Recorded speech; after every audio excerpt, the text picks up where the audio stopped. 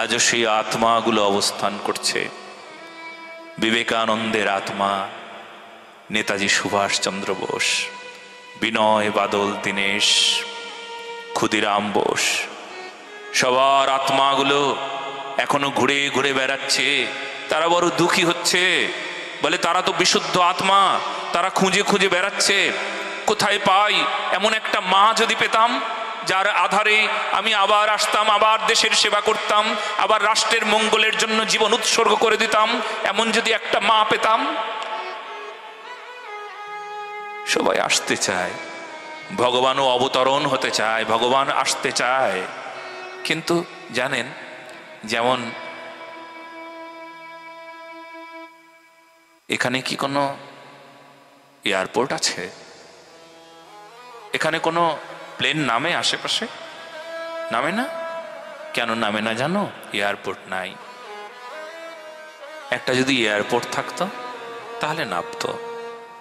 আজও ভগবান নামতে চান, আজও ভগবান অবতীর্ণ হতে চান, কিন্তু একটা প্ল্যাটফর্ম পাচ্ছেন না, একটা এয়ারপোর্ট পাচ্ছেন না, একটা এমন মা পাচ্ছেন না, এমন একটা বাবা পাচ্ছেন না যাকে আধার করে এমন অবতরণ করবেন, ভগবান সাক্ষাৎ চলে আসবেন। জানেন, এমন মায়ের পেটেই আসেন এই জগতে।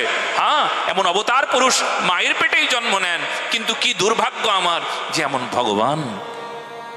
ভগবান আসতে চায় কিন্তু পারছেন না। হ্যাঁ, শুধু কারণ একটাই, বিশুদ্ধতা নাই, সংস্কার নাই, নিয়ম অনুবর্তিতা নাই, প্রেম নাই, ভক্তি নাই। স্বামী স্ত্রী সম্পর্ক নাই, বিশুদ্ধ সম্পর্ক নাই। স্ত্রী স্বামী গলা জড়িয়ে ধরে আছে, স্বামীর মনে অন্য কোনো স্ত্রীর চিন্তা। আবার স্ত্রী গলা জড়িয়ে ধরে আছে স্বামীর, কিন্তু স্ত্রীর মনে অন্য কোনো স্বামীর চিন্তা। কামনায় জর্জর পৃথিবী, কলিকালের প্রভাব বড় ভয়ঙ্কর।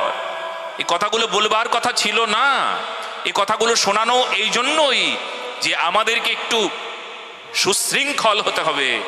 কারণ সেই গর্ভেই সন্তান আসেন, যে গর্ভটা সংস্কার, সেই হৃদয়টা সংস্কারী, সেই হৃদয়ে কোনো কাম লোভ নাই, অন্য কোনো বাসনা নাই, একনিষ্ঠ। কোন স্ত্রী একনিষ্ঠ? যে তার স্বামীতে মন লাগিয়েছে। খুব সাবধান কিন্তু, এই আমাদের সনাতন ধর্মের কথা গো, যে কথা না শুনলেই বাস সব শেষ হয়ে গেল। অন্য কোনো কামনা আসলেই তো আপনার পাতিব্রত ব্রত নষ্ট হয়ে গেল। আপনি আপনার স্বামীর প্রতি যে শ্রদ্ধা সেটা তো হারিয়ে ফেললেন, আর অশ্রদ্ধা হবার সঙ্গে সঙ্গে তো অপরাধ হয়ে গেল। এটাই তো নিয়ম নাকি? হ্যাঁ, কি বিশুদ্ধতা দেখেছেন?